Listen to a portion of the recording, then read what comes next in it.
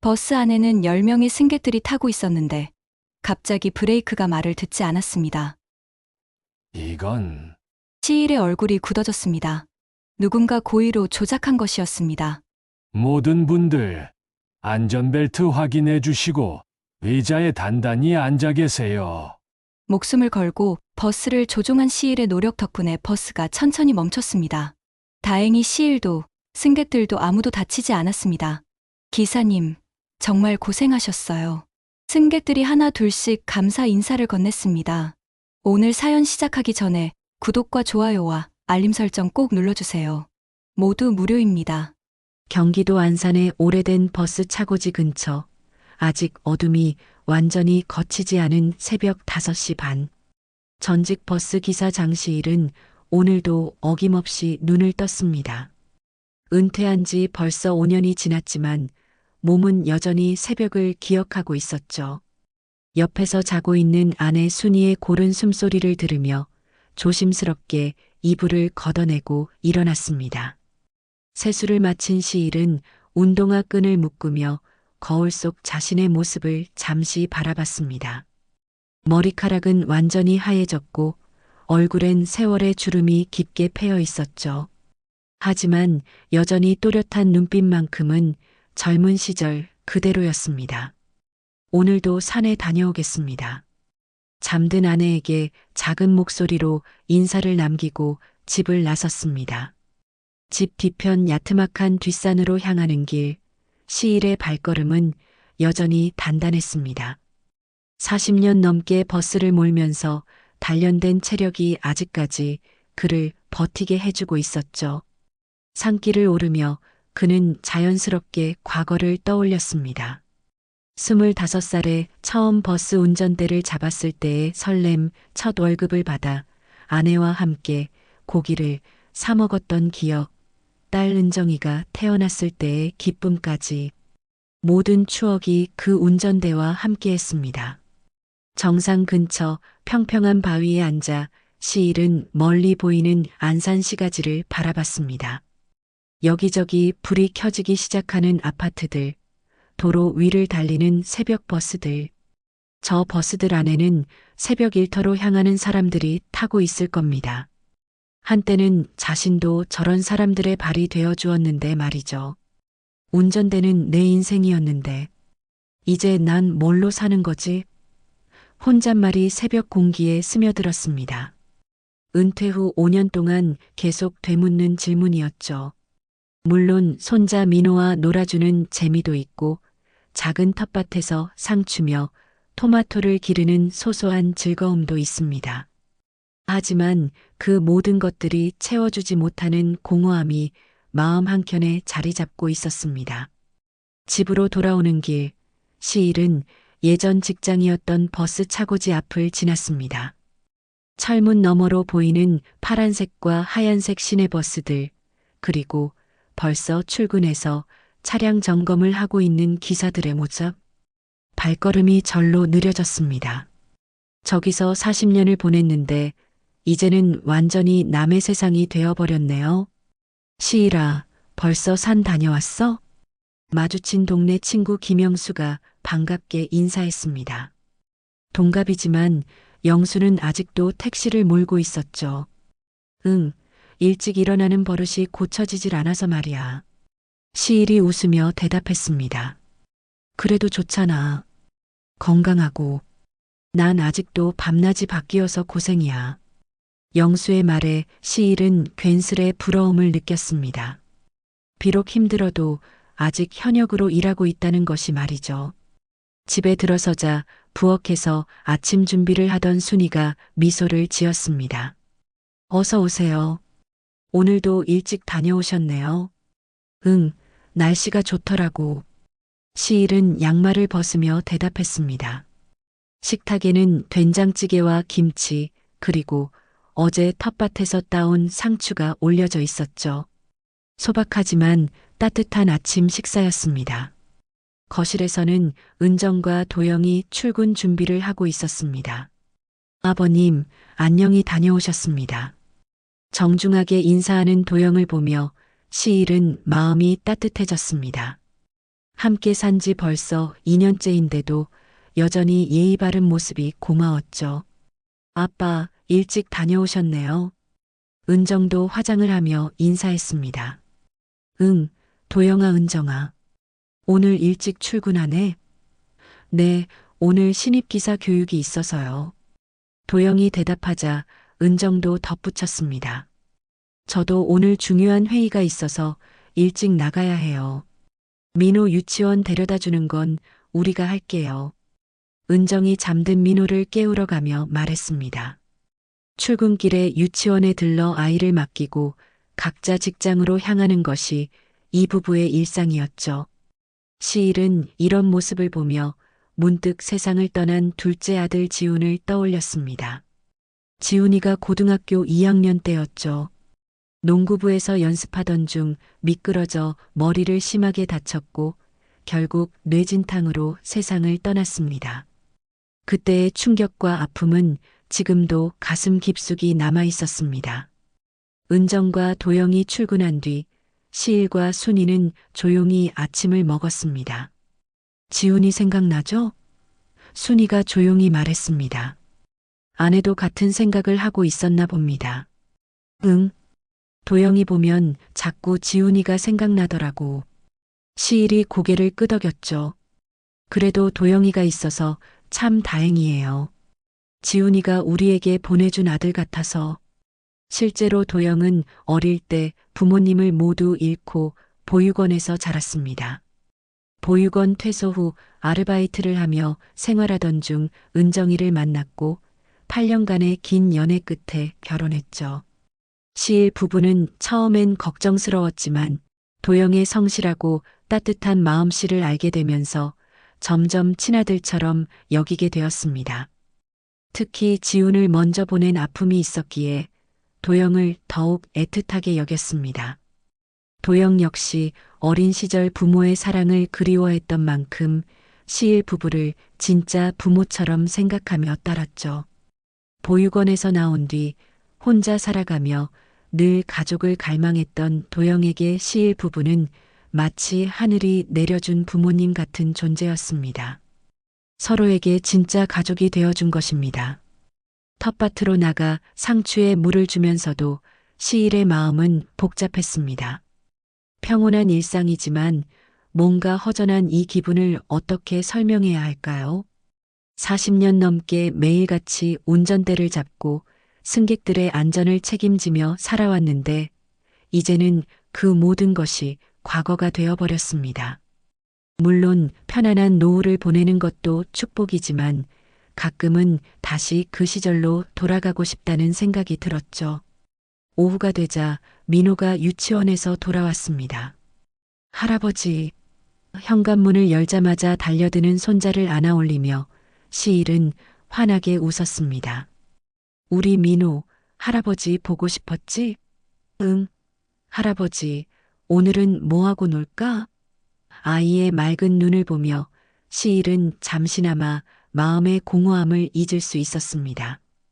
이런 순간들이 있어 하루하루를 버텨나갈 수 있는 거겠죠. 저녁 무렵 텃밭에서 따온 야채들로 만든 저녁을 가족 모두가 함께 먹었습니다. 은정이 하루 있었던 일들을 이야기하고 도영이 회사에서 있었던 신입교육 이야기를 들려주며 민호는 유치원에서 배운 노래를 불러주었죠. 평범한 저녁 식탁이지만 따뜻한 가족의 온기로 가득했습니다.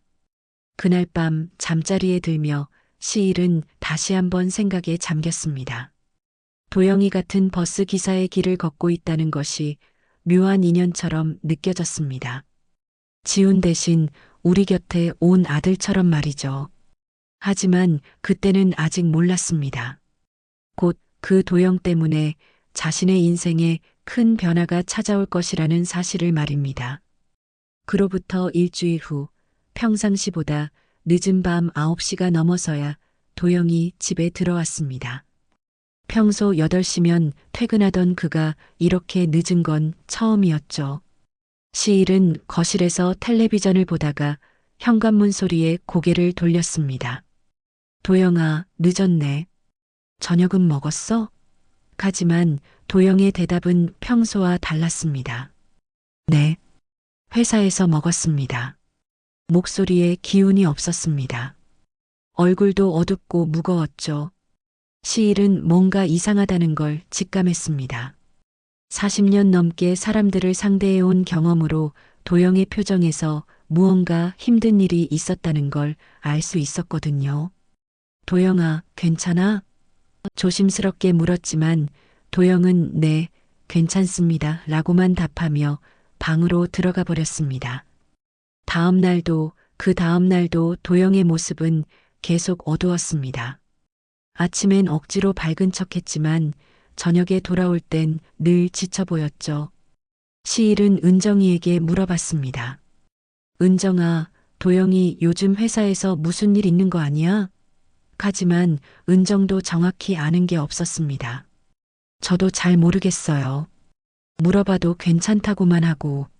사흘째 되던 저녁 도영이 평소보다도 더 늦게 들어왔습니다. 시일과 순이, 은정은 저녁을 다 먹고 설거지까지 끝낸 상태였죠. 도영은 신발도 제대로 정리하지 못한 채 털썩 소파에 주저앉았습니다. 그리고는 두 손으로 얼굴을 감쌌습니다. 도영아. 시일이 다가가려던 순간 도영이 작은 목소리로 말했습니다. 아버님, 맥주 한 잔만 주시겠어요? 평소 술을 거의 마시지 않던 도영이 술을 달라고 하다니. 시일은 냉장고에서 맥주를 꺼내와 도영 앞에 놓았습니다. 무슨 일인지 말해봐. 가족인데 혼자 끙끙 앓으면 어떻게 해? 도영은 맥주를 한 모금 마시고 나서야 입을 열었습니다. 아버님, 회사에서 목소리가 떨리고 있었습니다. 선배 기사들이 저를 말을 잇지 못하더니 갑자기 눈물이 뚝뚝 떨어지기 시작했습니다. 38살 어른이 아이처럼 우는 모습을 본 시일의 가슴이 철렁 내려앉았습니다. 진천에, 진천에. 순이가 급히 달려와 도영의 등을 쓰다듬었습니다. 은정도 놀라서 달려왔죠. 여보, 무슨 일이에요? 도영은 한참을 울고 나서야 겨우 말을 이어갔습니다. 오늘도 휴게실에서 밥 먹는데 김대리라는 선배가 제 도시락을 쓰레기통에 버리더군요. 시일의 주먹이 저절로 쥐어졌습니다. 뭐라고? 그것뿐만 아니라 운전할 때도 계속 시비를 걸어요. 브레이크를 늦게 밟는다고, 방향 지시등을 늦게 켠다고, 승객들 앞에서 큰 소리로 화를 내고. 도영의 목소리는 점점 작아졌습니다. 그러면서 하는 말이 너 같은 주제에 운전한다고 설치지 마라고. 주제? 시일의 목소리에 분노가 실렸습니다. 무슨 주제? 같은 버스 기사인데 무슨 주제를 따져? 도영이 고개를 떨군 채 대답했습니다. 제가 보육원 출신이라는 걸 알고 나서부터는 더 심해졌어요. 부모도 없는 놈이 어디서 건방지게라고. 그 순간 거실이 조용해졌습니다. 순이의 손이 도영의 어깨에서 멈췄고 은정은 입을 가렸습니다. 시일은 온몸에 화가 치밀어 오르는 걸 느꼈습니다. 40년 동안 버스를 몰면서 온갖 사람들을 봤지만 이런 식으로 사람을 모독하는 건 정말 용서할 수 없었거든요. 그래서 오늘은 또 무슨 일이 있었어? 시일이 최대한 침착하게 물었습니다. 도영은 한참을 망설이더니 주머니에서 핸드폰을 꺼냈습니다. 오늘은 이런 문자를 받았어요. 핸드폰 화면에는 익명의 번호로 온 문자가 있었습니다. 보육원 출신 주제에 언제까지 회사에 얹혀 살 건가? 알아서 나가거라. 은정이 핸드폰을 보더니 얼굴이 하얗게 질렸습니다. 이건 너무하잖아요. 순이도 분노로 떨고 있었죠. 어떻게 사람이 이럴 수가 있어? 하지만 시일은 오히려 차분해졌습니다. 젊은 시절 회사에서 불의를 당할 때마다 느꼈던 그 차가운 분노가 되살아났거든요. 도영아, 회사에서 이런 일이 있으면 신고를 해야 하는 거 아니야? 시일이 말했지만 도영은 고개를 저었습니다. 아버님, 제가 신입이라 누가 믿어주겠어요? 오히려 일 키운다고 더 괴롭힘 당할 것 같아서. 그럼 그냥 당하고만 있을 거야? 아니에요. 그냥 참고 견디다 보면 언젠가는 뭐? 시일의 목소리가 높아졌습니다. 언젠가는 그 사람들이 갑자기 착해져서 너한테 잘해줄 거라고 생각해? 도영아, 세상이 그렇게 호락호락하지 않아. 시일은 젊은 시절 자신도 비슷한 일을 당했던 기억이 났습니다. 그때도 참고 견디면 언젠가는 인정받을 거라고 생각했었죠.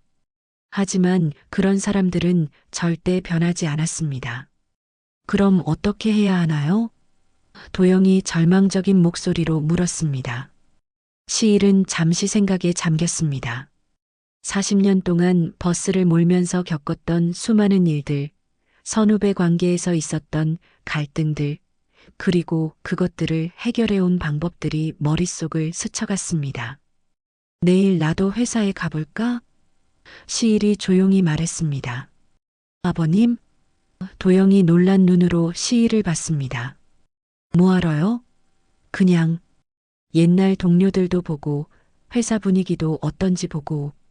시일의 목소리에는 어떤 결심이 담겨 있었습니다.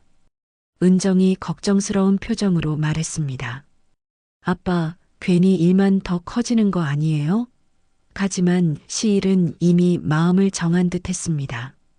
은정아, 가족이 힘들어하는데 가만히 있을 수는 없지. 나도 그 회사에서 40년을 일했어. 회사 사정도 잘 알고 사람들도 잘 알아. 순이가 조심스럽게 말했습니다. 여보, 너무 성급하게 생각하지 마세요. 한 번 더 생각해보고. 하지만 시일의 마음은 이미 정해져 있었습니다. 지훈을 먼저 보낸 아픔 때문에 더욱 소중하게 여기는 도영이 이런 고통을 당하고 있는데 가만히 있을 수는 없었거든요. 도영아, 너는 내 아들이야. 친아들이나 다름없고. 시일이 도영의 어깨에 손을 올렸습니다. 아들이 괴롭힘을 당하는데 아버지가 가만히 있을 수 있겠어?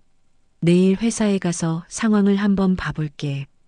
도영의 눈에 다시 눈물이 고였습니다. 하지만 이번엔 고마움의 눈물이었죠. 그날 밤 시일은 잠을 이루지 못했습니다. 창밖을 바라보며 내일 회사에 가서 무엇을 해야 할지 생각했습니다. 단순히 가서 항의만 할 것이 아니라 근본적인 해결책을 찾아야 했습니다. 그리고 무엇보다 도영이 당당하게 일할 수 있는 환경을 만들어주고 싶었습니다. 새벽이 되어서야 시일은 결심을 굳혔습니다. 내일 아침 오랜만에 그 익숙한 차고지로 발걸음을 향할 것입니다. 은퇴한 지 5년이 지났지만 여전히 그곳은 자신의 터전이었으니까요. 그리고 거기서 무슨 일이 일어나고 있는지 직접 확인해 볼 것입니다. 다음 날 오전 시일은 오랜만에 정장을 꺼내 입었습니다. 5년 전 은퇴식 때 입었던 그 검은색 정장이었죠. 거울 앞에서 넥타이를 매며 시일은 마음을 다잡았습니다. 오늘은 단순한 구경이 아니라 아들 같은 도영을 지키기 위한 일이었으니까요. 여보, 정말 가시는 거예요? 순이가 걱정스러운 표정으로 물었습니다. 응, 그냥 둘 수는 없어. 우리 도영이 저런 고생을 하는데. 시일의 목소리에는 확신이 담겨 있었습니다. 너무 성급하게 행동하지는 마세요. 일단 상황만 파악해보고. 알고 있어. 괜한 소동은 피할게. 아침 식사를 마친 시일은 도영에게 말했습니다. 도영아, 오늘 나도 차고지에 가볼게. 너는 평상시처럼 일해. 아버님, 정말 괜찮으실까요? 도영의 얼굴에는 걱정과 고마움이 동시에 어려 있었습니다. 괜찮아. 나도 그 회사에서 40년을 일했어.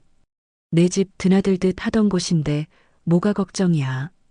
오전 10시 시일은 버스를 타고 차고지로 향했습니다.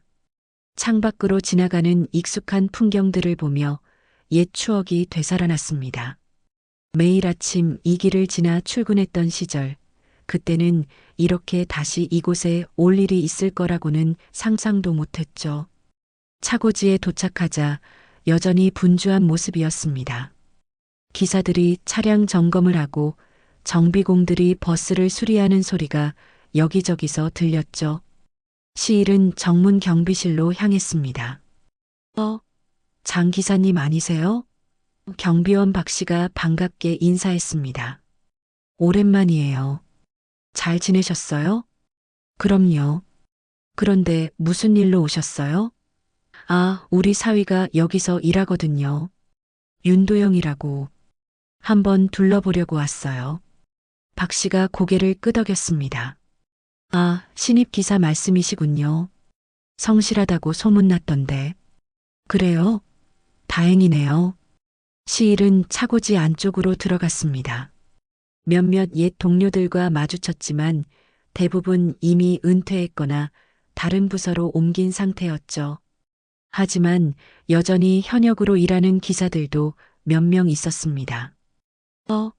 장 선배님, 후배였던 이 기사가 놀라며 다가왔습니다. 이 기사, 아직도 현역이네? 네, 아직 몇 년 더 해야죠. 그런데 무슨 일로 오셨어요? 우리 사위가 여기서 일해서 한번 구경 왔어. 아, 윤도영 기사 말씀이시군요. 요즘 좀 힘들어 보이던데. 이 기사의 말에 시일의 귀가 쫑긋했습니다. 힘들어 보인다고요? 이 기사가 주변을 살피더니 목소리를 낮췄습니다. 선배님, 사실 요즘 신입 기사들 사이에서 문제가 좀 있어요. 특히 김대리 쪽에서. 김대리? 김철민 대리요. 97년도에 들어온 기사인데 성격이 좀 까칠해서 신입들한테 유독 심하게 대해요. 시일은 김철민이라는 이름을 기억해뒀습니다. 다른 신입들도 괴롭히나요? 네, 특히 윤 기사한테는 더 심한 것 같아요. 뭔가 개인적인 감정이 있는 것 같더라고요. 이 기사의 말을 들으며 시일은 상황이 생각보다 심각하다는 걸 깨달았습니다. 그 김대리는 지금 어디 있어요? 아마 휴게실에 있을 거예요. 오전 근무 마치고 쉬는 시간이거든요. 시일은 이 기사에게 고맙다는 인사를 하고 휴게실 쪽으로 향했습니다. 마음속으로는 이미 계획을 세우고 있었죠. 휴게실에 가까워지자 큰 목소리가 들렸습니다. 야, 윤도영. 너 어제 브레이크 점검 제대로 안 했지? 시일은 발걸음을 멈추고 휴게실 입구 근처에서 상황을 지켜봤습니다. 안에서는 도영이 한 무리의 기사들에게 둘러싸여 있었습니다. 아니에요, 김 대리님. 체크리스트대로 다 확인했습니다. 도영의 목소리는 떨리고 있었습니다. 체크리스트대로 40대 중반으로 보이는 남자가 비웃듯 말했습니다. 그가 김철민인 것 같았죠. 너 같은 초보가 뭘 안다고 체크리스트를 믿어? 경험이 없으면 입 다물고 배워야지. 죄송합니다. 도영이 고개를 숙였습니다. 그러자 김철민이 더욱 기세등등해졌습니다. 죄송하다고 되는 게 아니야. 너 때문에 사고 나면 누가 책임질 건데? 주변의 다른 기사들도 킥킥거리며 웃고 있었습니다. 시일의 주먹이 저절로 쥐어졌습니다. 하지만 아직은 참았습니다. 상황을 더 정확히 파악해야 했거든요.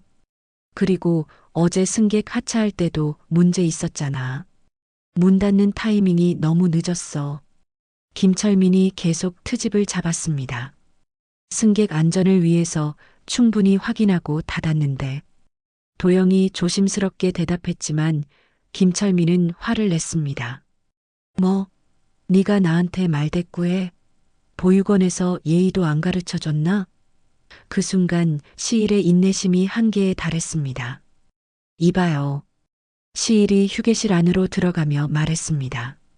갑자기 나타난 시일을 보고 모든 기사들이 놀랐습니다. 누구세요? 김철민이 경계하는 듯 물었습니다. 저는 장시일입니다. 이 회사에서 40년 일했고 5년 전에 은퇴했죠. 휴게실의 분위기가 급격히 바뀌었습니다. 나이 많은 기사들 중에는 시일을 아는 사람들이 있었거든요. 아, 장 선배님. 한 기사가 조심스럽게 인사했습니다. 시일은 김철민을 똑바로 바라봤습니다. 김대리라고 하셨죠? 네. 그런데 무슨, 방금 전 이야기 다 들었습니다. 그렇게 후배를 함부로 대하면 기사 자격 없는 거 아닌가요? 시일의 목소리는 차분했지만 위압감이 있었습니다. 김철민의 얼굴이 붉어졌습니다. 무슨 상관이시길래? 윤도영 기사는 제 사위입니다. 시일이 단호하게 말했습니다. 휴게실이 조용해졌죠. 그리고 보육원 출신이라고 차별하는 건 명백한 인권 침해입니다. 이런 식으로 신입을 괴롭히는 게 선배 기사가 할 일인가요? 김철민이 당황하며 말했습니다. 아, 아니에요. 그런 게 아니라 안전 때문에. 안전? 시일이 냉소적으로 웃었습니다. 40년 동안 무사고 기록을 유지한 제가 보기에 지금 안전에 가장 위험한 건 이런 괴롭힘이에요. 기사가 위축되면 판단력이 흐려지거든요. 주변 기사들이 웅성거리기 시작했습니다. 시일의 말이 틀리지 않았거든요. 선배님 말씀이 맞아요. 한 기사가 조심스럽게 말했습니다. 요즘 신입들이 너무 위축되어 있어서 오히려 걱정이었어요.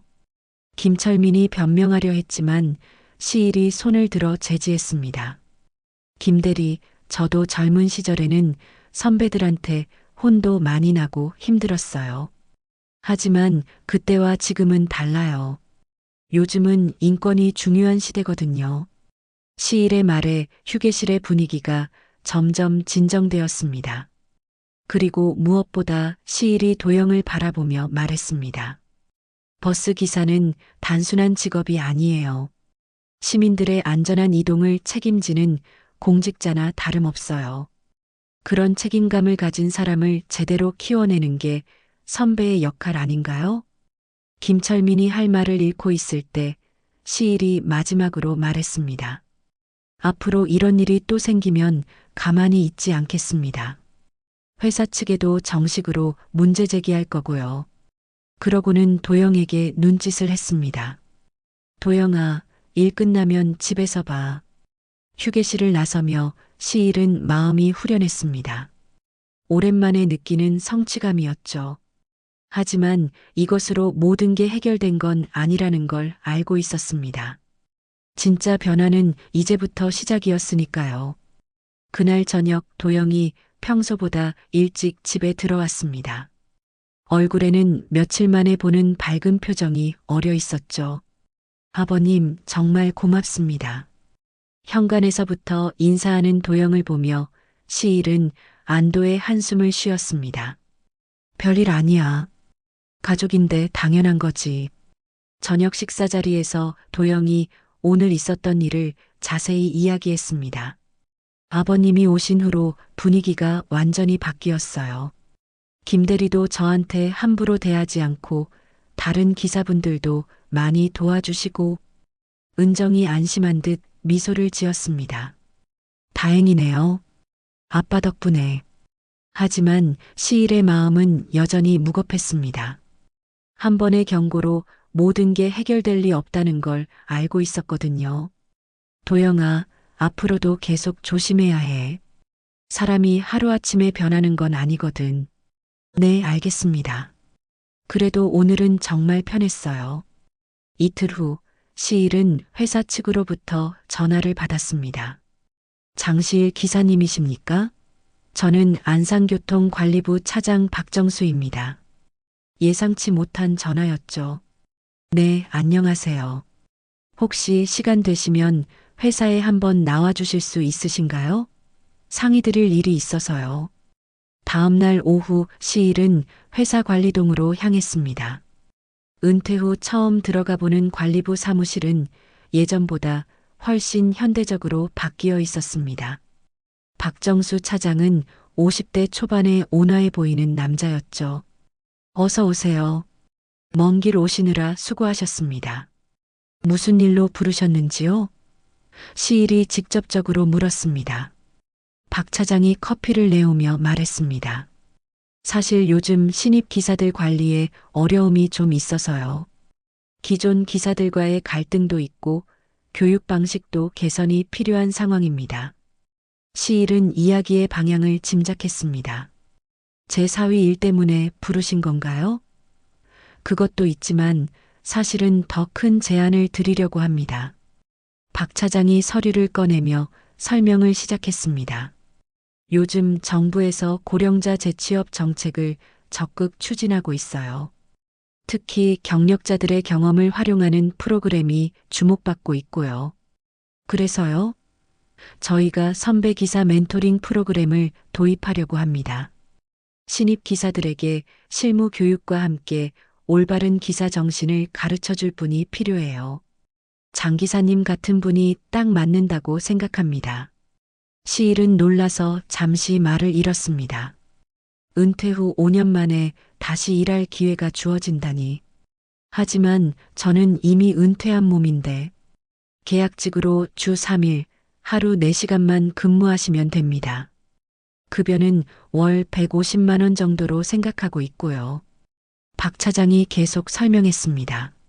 사실 요즘 신입 기사들 이직률이 너무 높아서 회사에서도 고민이 많아요.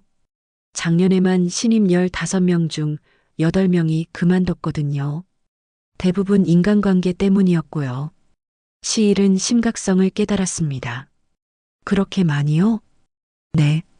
그래서 근본적인 해결책이 필요하다고 판단했습니다. 장 기사님 같은 베테랑이 직접 교육하시면 신입들도 자신감을 얻고 기존 기사들도 달라질 거라고 생각해요. 박 차장의 제안은 매력적이었습니다. 하지만 시일은 신중하게 생각해보고 싶었죠. 가족들과 상의해보고 답변 드리겠습니다. 물론이죠. 다만 너무 오래 기다릴 수는 없어서 이번 주 안에 결정해 주시면 감사하겠습니다. 시일은 서류를 받아들고 회사를 나왔습니다. 마음이 복잡했죠. 기대감과 부담감이 동시에 밀려왔습니다. 집에 돌아와서 시일은 가족들에게 회사의 제안을 전했습니다. 정말요? 아빠가 다시 일하신다고요? 은정이 놀라며 물었습니다. 아직 결정한 건 아니야. 너희들 의견을 들어보려고. 순이가 걱정스러운 표정으로 말했습니다. 여보, 나이도 있는데 괜찮을까요? 도영이 조심스럽게 입을 열었습니다. 아버님, 쟤 때문에 부담 갖지 마세요. 저도 이제 적응했고. 도영아, 이건 너 때문만이 아니야. 시일이 단호하게 말했습니다. 회사에서 정말 필요로 하는 일이고 나도 다시 일할 수 있다면 좋겠어. 사실 시일의 마음속에는 오랫동안 억눌려 있던 욕구가 꿈틀거리고 있었습니다. 은퇴 후 느꼈던 허전함, 사회로부터 멀어진다는 소외감, 그리고 무엇보다 자신이 여전히 필요한 존재라는 걸 증명하고 싶은 마음이었죠. 다음 날 아침, 시일은 일찍 일어나 산책을 했습니다. 뒷산에서 내려다본 차고지가 다르게 보였습니다. 저곳에서 다시 일할 수 있다니 마음이 설레기 시작했죠. 하지만 동시에 걱정도 되었습니다. 과연 자신이 젊은 기사들을 제대로 가르칠 수 있을까? 집으로 돌아오는 길에 시일은 옛 동료 김영수를 만났습니다. 시일이 요즘 어때? 영수야, 사실 나한테 좋은 기회가 생겼어. 시일은 회사의 제안에 대해 이야기했습니다. 김영수가 부러워하며 말했습니다. 야, 정말 좋겠다. 나도 그런 기회 있으면 좋겠는데. 영수야, 솔직히 말해봐. 내가 다시 일해도 될까? 시일이 진지하게 물었습니다. 뭔 소리야? 너만큼 성실하고 경험 많은 기사가 어디 있어? 오히려 회사에서 복받은 거지. 영수의 격려에 시일은 조금씩 자신감을 되찾았습니다. 그날 저녁 가족회의를 열었습니다. 아빠 하고 싶으시면 하세요. 은정이 먼저 말했습니다. 건강만 괜찮으시면 저는 찬성이에요. 순이도 고개를 끄덕였습니다. 처음엔 걱정했는데 여보가 요즘 너무 심심해 하시는 것 같아서요. 도영이 마지막으로 말했습니다. 아버님, 저는 정말 감사할 것 같아요. 아버님이 계시면 회사 분위기도 좋아질 거고 저도 더 열심히 일할 수 있을 것 같습니다. 가족들의 응원을 받은 시일은 마침내 결심을 굳혔습니다. 다음 날 시일은 박 차장에게 전화했습니다.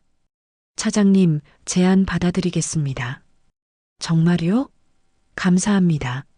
다음 주 월요일부터 시작하시면 될까요? 네, 준비하겠습니다. 전화를 끊고 나서 시일은 깊은 숨을 쉬었습니다. 66의 새로운 도전을 시작하는 것이었죠. 두렵기도 했지만 오랜만에 느끼는 설렘이 더 컸습니다. 운전대를 내려놓은 지 5년 만에 다시 버스와 함께하는 삶이 시작되는 것이었습니다. 그날 밤 시일은 내일부터 어떻게 신입 기사들을 가르칠지 계획을 세웠습니다. 단순히 기술만 가르치는 게 아니라 진짜 기사가 되는 방법을 알려주고 싶었습니다. 승객의 안전을 지키는 것, 시민들에게 봉사하는 마음가짐, 그리고 자부심을 가지고 일하는 방법까지 말이죠. 하지만 시일은 아직 몰랐습니다. 앞으로 훨씬 더 큰 시련이 기다리고 있다는 사실을 말입니다. 첫 출근 날 시일은 새벽 5시에 일어났습니다.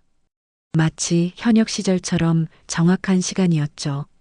거울 앞에서 면도를 하며 시일은 긴장과 설렘을 동시에 느꼈습니다. 66에 다시 시작하는 직장 생활, 과연 잘할 수 있을까 하는 걱정도 있었지만 오랜만에 느끼는 책임감이 가슴을 뛰게 했습니다. 여보, 너무 일찍 일어나셨네요. 순이가 부엌에서 아침을 준비하며 말했습니다. 응, 첫날이라 긴장되네. 시일이 웃으며 대답했습니다. 점심도 싸드릴까요? 아니야, 회사 식당에서 먹을게. 옛날처럼 말이야. 도영도 평소보다 일찍 일어나 함께 준비했습니다. 아버님, 저와 같이 출근하시죠. 그러자. 오늘부터는 동료네. 부자가 함께 차고지로 향하는 모습을 보며 은정과 순이는 뿌듯한 미소를 지었습니다. 회사에 도착하자 박 차장이 직접 나와서 맞았습니다. 장 기사님, 어서 오세요. 오늘부터 잘 부탁드립니다. 제가 더 잘 부탁드려야죠. 시일은 관리동으로 안내받아 간단한 오리엔테이션을 받았습니다. 신분증과 교육자료, 그리고 교육지도 기사라고 적힌 명찰을 받았죠. 첫 번째 교육생들을 소개해드리겠습니다. 박 차장이 휴게실로 안내했습니다. 거기에는 20대 후반에서 30대 초반으로 보이는 신입 기사 5명이 앉아 있었습니다. 모두 어색하고 긴장한 표정이었죠. 여러분, 오늘부터 여러분을 지도해 주실 장시일 기사님입니다. 40년 무사고 경력의 베테랑이시니까 많은 것을 배우시기 바랍니다. 박 차장의 소개에 신입 기사들이 일어나서 인사했습니다. 안녕하십니까? 시일은 따뜻한 미소를 지으며 말했습니다. 반갑습니다. 저는 장시일이라고 합니다. 나이는 좀 많지만 여러분과 함께 즐겁게 일하고 싶습니다. 딱딱한 분위기가 조금씩 누그러지는 게 느껴졌죠. 첫 수업은 차량 점검부터 시작했습니다. 자, 여러분. 버스는 단순한 기계가 아닙니다. 하루에 수백 명의 승객을 싣고 다니는 생명과 직결된 도구예요. 시일의 설명에 신입들이 집중하기 시작했습니다. 그렇기 때문에 매일 아침 점검은 절대 소홀히 해서는 안 됩니다. 실제 버스를 앞에 두고 시일은 하나하나 자세히 설명했습니다. 브레이크 오일 상태, 타이어 공기압, 각종 등화 장치까지 놓치는 게 하나라도 있으면 큰 사고로 이어질 수 있어요.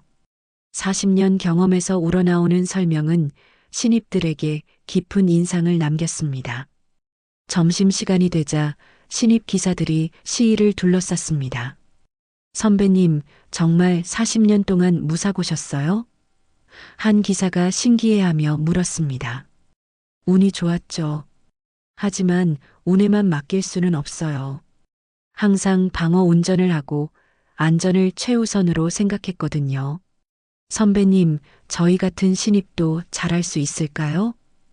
다른 기사가 걱정스럽게 물었습니다. 물론이죠. 처음엔 누구나 서툴러요. 중요한 건 배우려는 마음가짐이에요. 시일의 격려에 신입들의 얼굴이 밝아졌습니다. 하지만 오후가 되면서 문제가 생겼습니다. 김철민이 다른 기사 몇 명과 함께 나타난 것이었죠. 어라, 장 선배님이 진짜 복직하셨네요? 겉으로는 인사하는 척했지만 목소리에는 비꼬는 뉘앙스가 있었습니다. 김대리, 오랜만이에요. 시일이 정중하게 인사했습니다. 그런데 신입들 교육하시느라 고생이 많으시겠어요. 애들은 예전과 달라서 가르치기가 쉽지 않을 텐데. 김철민의 말에는 은근한 도전의식이 담겨 있었습니다. 아니에요. 다들 열심히 배우려고 해서 오히려 제가 배우는 게 많아요. 시일이 차분하게 대답했습니다. 하지만 김철민은 계속 시비를 걸었죠. 그래도 실제 운전은 다르잖아요. 이론만으로는 한계가 있고, 그때 신입 기사 중 한 명이 끼어들었습니다. 아니에요. 장 선배님 설명 정말 이해하기 쉬워요. 지금까지 받은 교육 중에 최고였어요. 다른 신입들도 고개를 끄덕였죠. 김철민의 얼굴이 굳어졌습니다. 일주일이 지나면서 시일의 교육은 점점 체계를 갖춰갔습니다. 단순히 기술만 가르치는 게 아니라 기사로서의 자부심과 책임감까지 심어주려고 노력했죠. 여러분, 우리는 단순히 운전만 하는 사람이 아니에요. 시민들의 발이 되어주는 공적인 역할을 하는 거예요. 신입들의 실력도 눈에 띄게 늘었습니다. 특히 안전의식과 서비스 마인드 부분에서 확실한 변화가 보였죠. 다른 부서에서도 요즘 신입들이 달라졌다는 이야기가 나오기 시작했습니다. 하지만 김철민 그룹의 견제는 계속되었습니다. 어느 날 시일이 교육을 마치고 돌아가려는데 김철민이 다가왔습니다. 장 선배님, 잠깐 이야기 좀 할까요? 무슨 이야기인지요? 너무 신입들을 곱게 키우시는 것 같아서요. 곱게 키운다는 게 무슨 뜻인가요? 시일이 차분하게 물었습니다. 현실을 너무 안 가르쳐 주시는 것 같아서요. 이 바닥이 만만한 곳이 아닌데 너무 꿈만 심어주시면. 김철민의 말에 시일은 화가 났지만 참았습니다. 김대리, 꿈을 가지고 일하는 게 뭐가 나쁜가요? 자부심 없이 일하면 승객들에게도 좋지 않잖아요. 그렇지만 현실적으로 생각해야죠. 너무 이상적으로만 가르치시면 이상적이라고 생각하지 않아요. 이게 원래 기사가 가져야 할 마음가짐이에요. 그날 밤 시일은 집에서 고민에 빠졌습니다. 김철민의 견제가 점점 심해지고 있었고 다른 기사들도 두 패로 나뉘는 분위기였습니다. 시일을 지지하는 쪽과 김철민을 따르는 쪽으로 말이죠. 도영이 조심스럽게 말했습니다. 아버님, 김대리 쪽에서 아버님을 견제하려는 것 같아요. 조심하셔야 할 것 같습니다. 왜 그렇게 생각해? 다른 기사들 사이에서 아버님 험담이 돌고 있어요. 너무 이상적이라고, 현실을 모른다고. 시일은 깊은 한숨을 쉬었습니다. 새로운 일을 시작한다는 설렘도 잠시, 현실은 생각보다 복잡했습니다. 하지만 포기할 수는 없었죠. 신입 기사들이 자신을 믿고 따르고 있었고 무엇보다 올바른 일을 하고 있다는 확신이 있었으니까요. 다음 날 더 큰 문제가 발생했습니다. 시일이 교육한 신입 기사 중 한 명이 운전 중 경미한 접촉사고를 낸 것이었습니다. 다행히 큰 피해는 없었지만 김철민은 이 기회를 놓치지 않았죠. 봐요, 제가 뭘 했어요? 너무 이론만 가르쳐서 실전에서는 이런 일이 생기는 거예요. 김철민이 다른 기사들 앞에서 큰 소리로 말했습니다. 장 선배님 교육받은 애가 벌써 사고 냈잖아요. 시일은 당황했지만 침착함을 유지했습니다. 사고는 누구에게나 일어날 수 있는 일이에요. 중요한 건 원인을 파악하고 재발 방지책을 세우는 거죠. 하지만 김철민의 공격은 계속되었습니다. 그렇게 말씀하시지만 결국 교육에 문제가 있었던 거 아닌가요? 너무 안전하게만 가르치시니까 실전 감각이 떨어지는 거예요. 주변 기사들이 웅성거리기 시작했습니다. 시일은 위기감을 느꼈죠. 그날 저녁 집에 돌아온 시일은 심각한 고민에 빠졌습니다. 정말 자신의 교육 방식에 문제가 있는 걸까? 너무 이상적으로만 생각했던 걸까? 의심이 밀려왔습니다. 하지만 동시에 포기할 수 없다는 생각도 강했죠. 이제 겨우 시작일 뿐이었으니까요. 사고가 난 지 사흘이 지났지만 회사 분위기는 여전히 무겁했습니다. 김철민과 그의 동조자들은 기회가 있을 때마다 시일의 교육 방식을 문제 삼았죠. 봐요, 제가 처음부터 말했잖아요. 너무 이론적으로만 가르치면 이런 일이 생긴다고. 휴게실에서 들려오는 김철민의 목소리에 시일은 가슴이 답답해졌습니다. 박 차장도 압박을 받고 있는 상황이었습니다. 장 기사님, 사고 건으로 위에서 말이 많아요. 혹시 교육 방식을 조금 바꿔보시는 게 어떨까요? 조심스럽게 제안하는 박 차장을 보며 시일은 회사의 입장도 이해할 수 있었습니다. 하지만 자신의 교육 철학을 굽힐 수는 없었죠. 차장님, 사고의 원인을 정확히 파악해 봤나요? 시일이 침착하게 물었습니다. 그게 아직 정확한 조사는. 그럼 성급하게 결론을 내리는 건 위험하지 않을까요? 사고는 여러 요인이 복합적으로 작용해서 생기는 거니까요. 그날 오후 시일은 사고를 낸 신입기사 정민호를 따로 불러서 이야기를 나눴습니다. 민호 씨, 괜찮아요? 정민호는 죄송하다는 표정으로 고개를 숙였습니다. 선배님, 죄송합니다. 제가 조심하지 못해서. 아니에요. 사고가 어떻게 일어났는지 차근차근 말해보세요. 정민호가 털어놓은 사고 경위는 예상과 달랐습니다. 사실 그날 김 대리님이 계속 무전으로 지적하셨어요. 브레이크가 늦다, 신호가 늦다 하면서 계속 혼내시더라고요. 그래서 신경이 쓰여서요. 시일의 얼굴이 굳어졌습니다. 무전으로요? 네, 운전 중인데도 계속 연락이 와서 집중하기가 어려웠어요. 그러다가 앞차와의 거리를 잘못 판단해서. 정민호의 말을 들으며 시일은 진짜 사고 원인을 알 수 있었습니다. 교육의 문제가 아니라 운전 중 방해가 원인이었던 것이죠. 시일은 즉시 박 차장을 찾아갔습니다. 차장님, 사고 원인을 파악했습니다. 정말요? 뭐가 문제였나요? 운전 중 불필요한 무전 연락이 원인이었습니다. 신입 기사가 운전에 집중할 수 없는 환경이었던 거죠. 박 차장이 놀라며 물었습니다. 무전 연락이요? 누가 그랬다는 건가요? 김철민 대리입니다.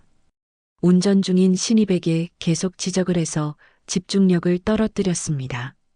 시일의 설명에 박 차장의 표정이 심각해졌습니다. 이건 명백한 안전 규정 위반이네요. 운전 중 불필요한 무전 사용은 금지되어 있는데. 박 차장이 고개를 저었습니다. 장 기사님, 이 건에 대해서 정식으로 보고하시겠어요? 물론입니다. 진실은 밝혀져야죠. 하지만 김철민도 가만히 있지 않았습니다. 시일이 정민호와 이야기한 것을 알게 된 김철민은 더욱 공격적으로 나왔죠. 장 선배님, 사고 책임을 남에게 돌리시는 건가요? 자기 교육생이 사고 냈으면 책임져야 하는 거 아닌가요? 김 대리, 운전 중 무전으로 계속 방해한 건 어떻게 설명하시겠어요? 시일이 단도직입적으로 물었습니다. 김철민의 얼굴이 붉어졌습니다. 무전? 그건 안전을 위한 지도였어요. 신입이 위험하게 운전해서 안전을 위한 지도라면 운전이 끝나고 따로 해야 하는 거 아닌가요? 운전 중에 계속 연락하는 건 오히려 더 위험하잖아요. 시일의 논리에 김철민은 할 말을 잃었습니다. 주변에서 지켜보던 다른 기사들도 웅성거리기 시작했죠. 그날 저녁 시일은 집에서 가족들에게 하루 있었던 일을 이야기했습니다. 정말 그런 일이 있었어요? 은정이 붕괴하며 말했습니다.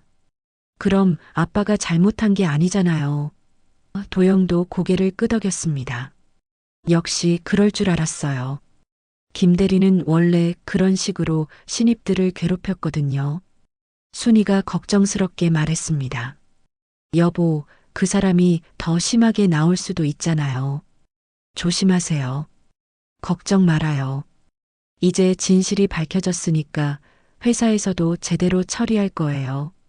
시일은 자신있게 말했지만 속으로는 앞으로의 상황이 걱정되었습니다. 다음 날 예상했던 대로 김철민의 반격이 시작되었습니다. 점심시간에 휴게실에서 큰 소리로 말하기 시작한 것이죠. 장 선배님이 신입을 부추겨서 저한테 누명을 씌우려고 하는 것 같아요. 사고 책임을 피하려고 말이에요. 김 대리, 그런 식으로 말하면 안 되죠. 시일이 차분하게 대응했습니다. 사실대로 말한 건데 누명이라니요? 사실이라고요? 증거가 있어요? 무전 기록이라도 있나요? 김철민이 기세등등하게 말했습니다. 시일은 잠시 당황했습니다. 정말로 무전 기록이 남아있을까? 하지만 곧 침착함을 되찾았죠. 기록이 없어도 당사자가 증언하고 있잖아요. 당사자요? 자기 잘못을 숨기려고 거짓말하는 걸 수도 있잖아요. 그때 뜻밖의 도움이 왔습니다. 휴게실 구석에 앉아있던 중견기사 이성근이 일어선 것이었죠. 김 대리, 그날 무전 내용 저도 들었어요. 너무 심했어요.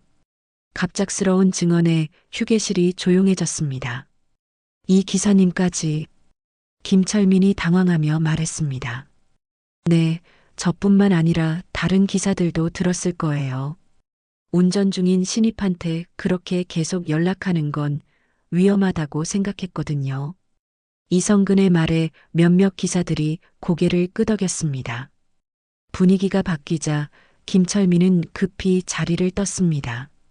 하지만 그의 표정에서 이 일이 쉽게 끝나지 않을 거라는 걸 알 수 있었죠. 시일은 이성근에게 고마움을 표했습니다. 이 기사님 고맙습니다. 아니에요. 당연한 일이었어요. 하지만 진짜 문제는 이제부터였습니다. 그날 저녁 시일은 마지막 운행을 하기 위해 버스에 올랐습니다. 하루 교육을 마치고 승객들을 안전하게 데려다주는 것으로 하루를 마무리하는 게 시일의 계획이었죠. 저녁 시간대라 버스에는 퇴근하는 직장인들과 학원에서 돌아오는 학생들이 타고 있었습니다. 첫 번째 정류장을 지나고 두 번째 정류장을 향해 가던 중이었습니다. 갑자기 브레이크 페달에서 이상한 느낌이 났습니다. 시일이 다시 브레이크를 밟아봤지만 평소와 다른 감촉이었죠. 페달이 너무 깊숙이 들어가는 것 같았습니다. 세 번째 정류장에 접근하면서 시일은 확신했습니다. 브레이크에 문제가 있다는 것을 말이죠. 40년 경험의 직감으로 이건 단순한 고장이 아니라는 걸 알 수 있었습니다. 누군가 고의로 브레이크 라인을 건드린 흔적이 느껴졌거든요. 이건 시일의 얼굴이 굳어졌습니다. 버스 안에는 10명 정도의 승객들이 타고 있었고 앞으로는 내리막길이 이어지고 있었습니다. 브레이크가 완전히 먹통이 되기 전에 안전하게 버스를 세워야 했죠. 시일은 재빨리 엔진 브레이크를 사용하기 시작했습니다. 기어를 낮춰서 속도를 줄이고 동시에 핸드브레이크도 조심스럽게 당겼습니다. 승객들이 무언가 이상하다는 걸 눈치채기 시작했죠. 기사님, 뭔가 이상한데요? 괜찮습니다. 잠시만 기다려주세요. 시일은 최대한 침착한 목소리로 말했지만 손에는 식은땀이 났습니다. 40년 동안 이런 위험한 순간은 처음이었거든요. 하지만 포기할 수는 없었습니다. 승객들의 안전이 걸린 문제였으니까요. 목숨을 걸고 버스를 조종한 시일의 노력 덕분에 버스는 천천히 속도를 줄이기 시작했습니다. 마침 앞쪽에 넓은 공터가 보였고 시일은 그곳으로 버스를 유도했습니다. 모든 분들 안전벨트 확인해 주시고 의자에 단단히 앉아 계세요. 마침내 버스가 완전히 멈췄을 때 시일은 온몸에 힘이 빠지는 걸 느꼈습니다. 다행히 시일도 승객들도 아무도 다치지 않았습니다. 기사님, 정말 고생하셨어요. 승객들이 하나둘씩 감사 인사를 건넸습니다. 시일은 급히 도영에게 전화를 걸었습니다. 도영아, 지금 어디야? 급한 일이 생겼어. 아버님, 무슨 일이세요? 브레이크 고장으로 버스가 멈췄어. 승객분들을 다른 버스로 모셔다 드려야 하는데. 지금 바로 갈게요. 도영이 다른 버스를 몰고 와서 승객들을 안전하게 모셔다 드렸습니다. 시일은 마지막 승객이 내릴 때까지 정류장에서 기다리며 사과 인사를 드렸죠. 죄송합니다. 불편을 끼쳐드려서. 아니에요, 기사님. 덕분에 안전하게 집에 갈 수 있었어요. 모든 승객들을 무사히 집으로 보낸 후 시일과 도영은 가장 마지막에 퇴근했습니다. 차고지로 돌아가는 길에 도영이 걱정스럽게 물었습니다. 아버님, 정말 괜찮으세요? 응, 다행히 큰 사고는 피했어. 하지만 시일의 마음은 복잡했습니다. 이게 정말 우연한 고장이었을까 하는 의심이 계속 들었거든요. 그날 밤 시일은 잠을 이루지 못했습니다. 오늘 일어난 일이 단순한 정비 불량인지 아니면 누군가의 고의적인 행위인지 확신할 수는 없었지만 김철민과의 갈등이 점점 위험한 수준으로 치닫고 있다는 건 분명했습니다. 하지만 승객들의 안전을 지켜낸 것에 대한 자부심도 있었죠. 이것이야말로 진짜 기사가 해야 할 일이었으니까요. 다음 날 아침 시일은 평소보다 일찍 회사에 출근했습니다. 어젯밤 브레이크 고장 사건이 마음에 걸려 제대로 잠을 이루지 못했거든요. 차고지에 도착하자마자 문제의 버스를 확인해 보고 싶었습니다. 정비팀 직원들이 벌써 버스를 점검하고 있었습니다. 어떤 상황인가요? 시일이 정비팀장에게 물었습니다. 이상하네요. 브레이크 라인에 이상한 흔적이 있어요. 마치 누군가 고의로. 정비팀장의 말에 시일의 심장이 뛰기 시작했습니다. 고의로요? 네, 자연마모나 일반적인 고장과는 다른 패턴이에요. 조사가 더 필요할 것 같습니다. 시일은 어제 자신의 직감이 틀리지 않았다는 걸 확인했습니다. 누군가 정말로 브레이크를 조작한 것이었죠. 오전 10시 박 차장이 시일을 사무실로 불렀습니다. 장 기사님, 어제 고생 많으셨습니다.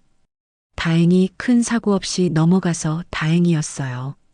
차장님, 정비팀에서 뭐라고 했나요? 그게 좀 심각한 문제인 것 같습니다.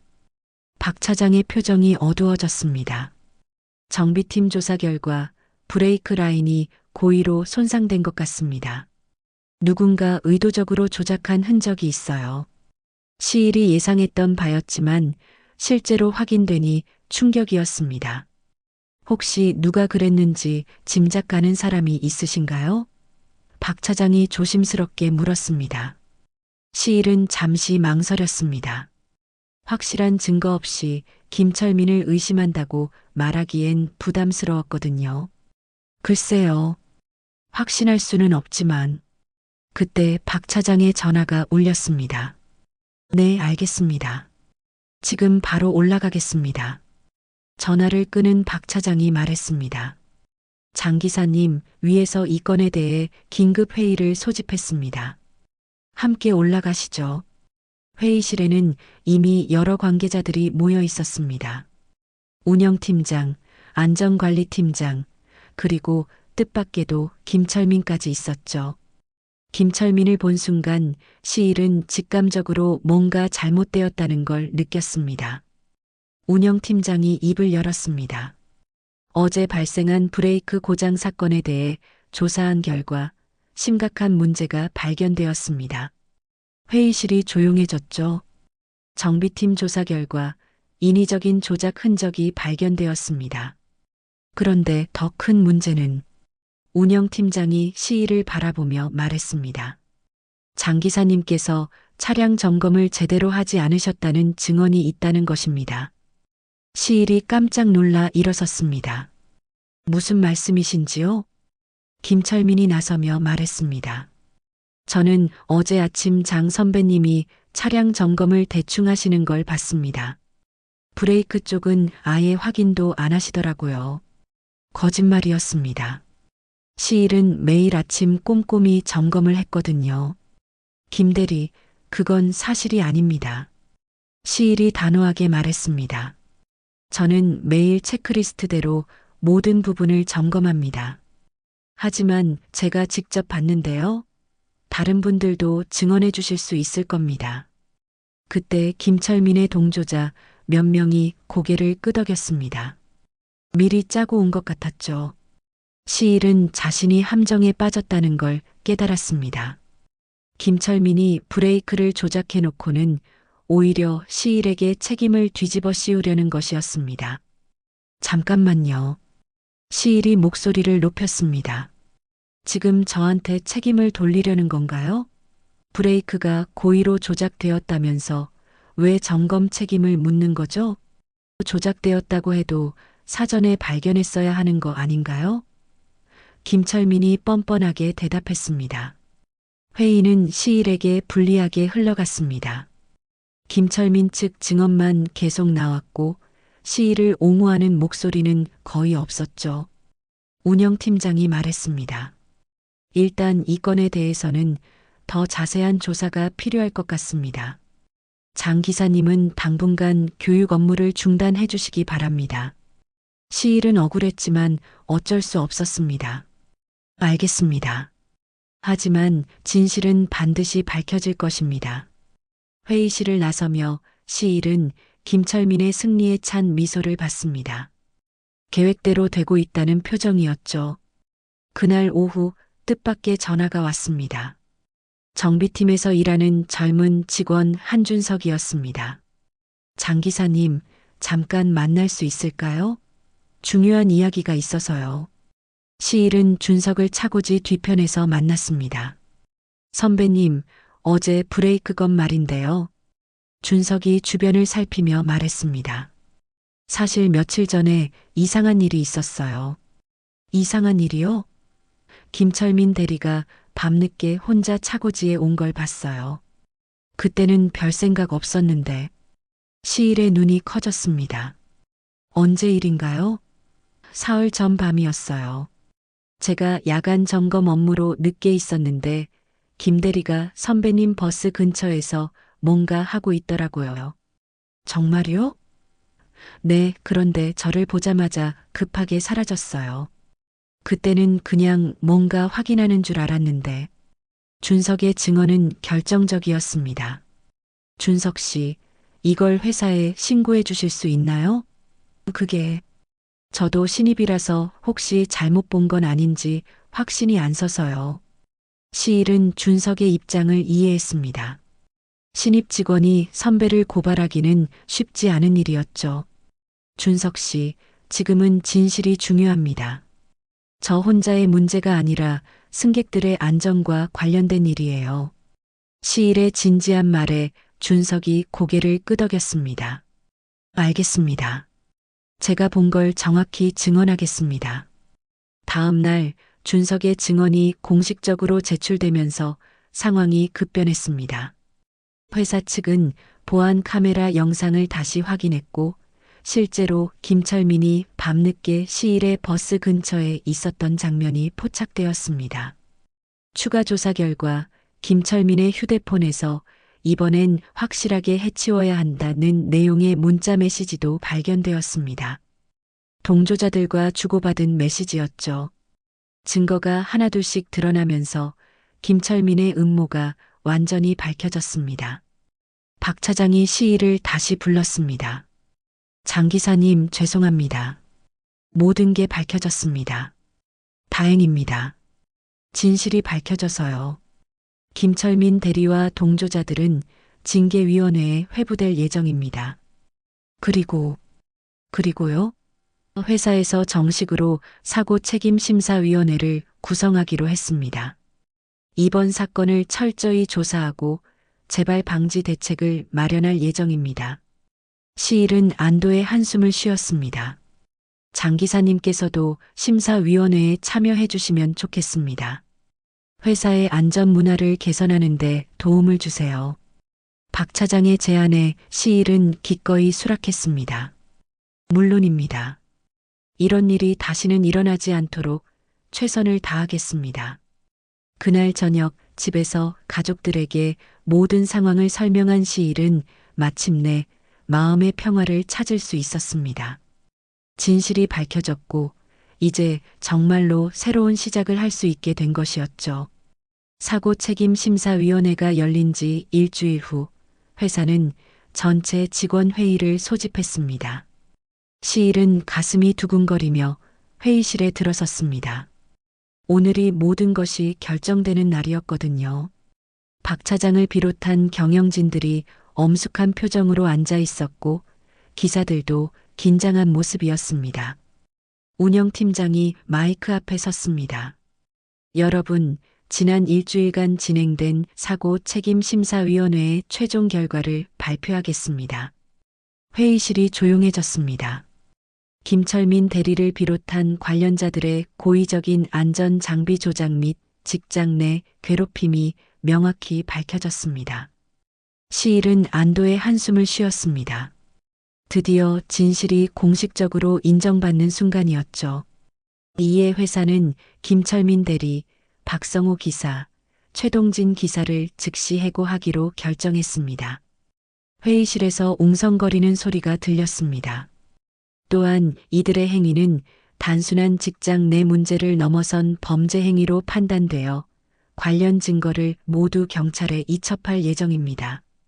운영팀장의 발표에 시일은 고개를 끄덕였습니다. 당연한 조치였죠. 회의가 끝난 후 시일은 도영과 함께 경찰서로 향했습니다. 그동안 모아둔 증거들을 정식으로 제출하기 위해서였죠. 김철민의 문자 메시지, 보안 카메라 영상, 정비팀 한준석의 증언서, 그리고 다른 피해, 기사들의 진술서까지 모든 자료가 준비되어 있었습니다. 아버님, 정말 이렇게 끝나는군요. 도영이 감회 깊은 목소리로 말했습니다. 응, 이제야 진짜 끝난 것 같아. 시일도 마음이 홀가분했습니다.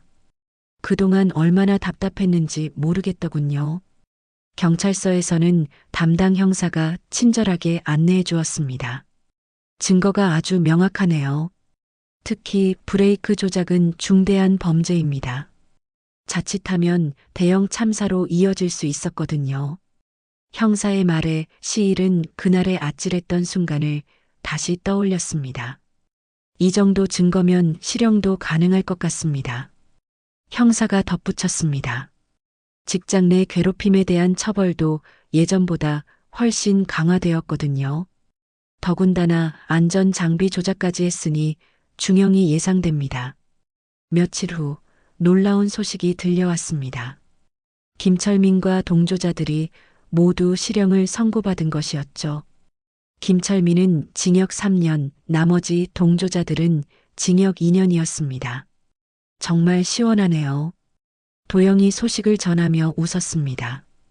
더 중요한 건 이들이 버스 기사 자격을 영구적으로 박탈당했다는 것이었습니다. 교통 안전에 대한 의식이 전혀 없다고 판단된 것이죠. 이제 다시는 버스를 몰 수 없게 되었어요. 박 차장이 시일에게 알려주었습니다. 사건이 완전히 마무리된 후 회사 분위기도 완전히 바뀌었습니다. 신입 기사들은 더 이상 괴롭힘을 당하지 않게 되었고 시일의 교육 프로그램은 모든 기사들로부터 존경받게 되었죠. 장 선배님 덕분에 회사가 정말 좋아졌어요. 젊은 기사들이 진심으로 감사 인사를 건넸습니다. 박 차장도 시위를 찾아와 감사 인사를 했습니다. 장 기사님, 정말 고생 많으셨습니다. 선배님이 아니었다면 이런 일들이 계속 일어났을 거예요. 제가 한 일은 당연한 것 뿐이었어요. 잘못된 건 바로 잡아야죠. 회사에서 장 기사님께 특별 포상을 드리기로 했습니다. 그리고 교육 프로그램도 정식으로 확대 운영하기로 결정했어요. 박 차장의 말에 시일은 기뻤습니다. 자신의 노력이 헛되지 않았다는 것을 확인할 수 있었거든요. 또한 은퇴 기사였던 탓에 계약직으로 근무할 예정이었으나 시일의 공로를 인정받아 정규직으로 일할 수 있게 되었고 건강에 문제만 없다면 최대 10년은 더 일할 수 있게 되었습니다. 다만 나이가 있다 보니 일주일에 3번, 4시간만 근무하기로 했죠. 가장 기뻤던 건 신입 기사들의 변화였습니다. 정민호를 비롯한 신입들이 자신감을 되찾고 당당하게 일하는 모습을 보니 뿌듯했죠. 선배님, 저희 이제 정말 자랑스러운 기사가 된 것 같아요. 정민호가 환하게 웃으며 말했습니다. 민호 씨, 원래부터 훌륭한 기사였어요. 다만 환경이 좋지 않았을 뿐이죠. 시일의 격려에 정민호의 눈이 촉촉해졌습니다. 선배님이 계셨기에 가능한 일이었어요. 어느 날 저녁 시일은 도영과 함께 버스에 나란히 앉아 퇴근길에 올랐습니다. 창밖으로는 석양이 아름답게 물들고 있었죠. 도영아, 이제 정말 편안하게 일할 수 있겠어. 네, 아버님. 정말 감사해요. 도영아, 운전대는 단순한 쇳덩이가 아니야. 시일이 조용히 말했습니다. 내가 사람들의 하루를 지켜주는 거지. 그 책임감을 항상 잊지 마. 도영이 고개를 끄덕이며 대답했습니다. 아버님, 저도 이제 진짜 기사가 된 것 같습니다. 집에 도착해서 온 가족이 함께 저녁을 먹었습니다. 이날 저녁은 유난히 분위기가 더 좋았습니다. 은정이 웃으며 말했습니다. 아빠, 요즘 표정이 정말 밝아지셨어요. 그러게요. 몇 달 전과는 완전히 다른 사람 같아요. 순이도 동감했습니다. 가족들이 있어서 힘낼 수 있었어. 시일이 고마운 마음을 표현했습니다. 특히 도영이 문제로 시작된 일인데 결국 우리 모두가 더 가까워진 것 같아. 지훈이도 하늘나라에서 보고 기뻐할 거야. 그러게요, 여보. 지훈이가 보고 싶지만 우리가 지훈이 목까지 잘 살고 있어요. 지훈을 잊을 수 없는 시일과 순이 부부가 말했습니다. 민호도 할아버지 무릎에 앉으며 말했습니다. 할아버지, 앞으로도 계속 버스 아저씨 할 거예요? 그럼 우리 민호 커서 어른이 될 때까지 열심히 일할 거야. 시일이 손자를 안으며 웃었습니다. 그날 밤 잠자리에 들며 시일은 지난 몇 달을 되돌아봤습니다. 은퇴 후 느꼈던 허전함에서 시작되어 도영의 고통을 보며 다시 일터로 나선 것, 그리고 어려운 시련을 겪으며 결국 승리를 거둔 것까지 모든 것이 꿈만 같았습니다. 무엇보다 기뻤던 건 자신이 여전히 필요한 존재라는 걸 확인한 것이었습니다. 나이가 들어도 은퇴를 했어도 여전히 세상에 기여할 수 있다는 것, 그리고 가족들과 더욱 끈끈해진 것도 큰 수확이었죠. 버스 차창 밖으로는 새로운 하루를 알리는 아침 햇살이 떠오르고 있었습니다. 시일은 내일도 그리고 앞으로도 계속해서 신입 기사들을 가르치고 승객들의 안전을 지키며 진정한 기사 정신을 전수해 나갈 겁니다. 66에 시작한 새로운 인생이 이제 막 궤도에 오른 것이었죠. 오늘 사연 마음에 드셨다면 구독과 좋아요와 알림 설정 꼭 눌러주세요. 모두 무료입니다.